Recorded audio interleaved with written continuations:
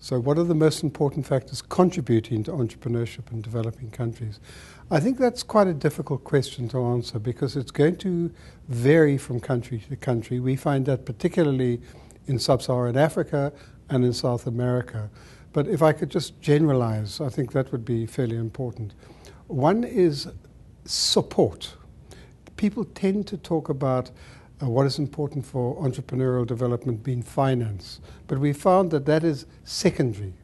It's all very well providing an entrepreneur with finance, but it can become a bottomless pit. And unless you actually support them and give them business knowledge, you train them, you help them with their business decisions, then it's not going to grow. So that's one thing that certainly contributes towards entrepreneurial activity in a country. The second thing is, I think, is that you have to change the mindset. And in many countries, there's a particular mindset towards entrepreneurship.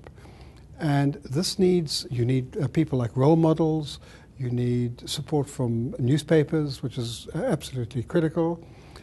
We just found out, for example, that in the Caribbean, countries which IDC are actually supporting, that the support done by the media is very high, whereas in sub-Saharan Africa, it's not. So that's another contributing factor. And then we can start to talk about finance. And many of the entrepreneurs complain about the lack of finance. The banks don't want to give them money.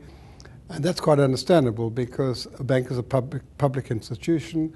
It has private shareholders who are looking for a return and they don't want their money just thrown away.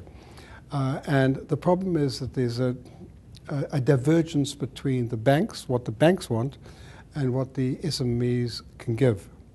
Basically, SMEs in most developing countries do not know how to write a business plan that is going to give the banks the information that they want in order to minimize the risk. The second thing is that the banks themselves are used to lending to large corporations and established businesses. So when a small SME that's starting to develop wants money, they're reluctant to lend it to them. And that's one of the problems that we face.